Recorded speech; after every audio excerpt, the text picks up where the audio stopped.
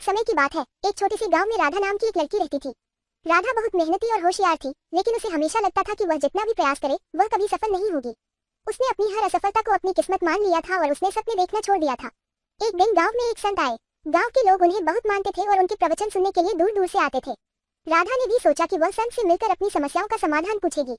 राधा संत के पास गई और अपनी सारी परेशानियां बताई। संत ने ध्यान से सुना और फिर एक छोटी सी कहानी सुनाई। एक बार एक चिड़िया अपने अंडों को बचाने के लिए एक बड़े तूफान का सामना कर रही थी। उसकी पूरी कोशिश थी कि वह अपने अंडों को सुरक्षित रख सके। कई बार वह हार मानने को आए, लेकिन हर बार उसने सोचा कि अगर उसने हार मान ली तो उसके अंडे कभी भी नहीं बचेंगे। उसने अपनी पूरी ताकत और साहस जुटाकर लड़ाई जारी रखी और अंततः तूफान थम गया।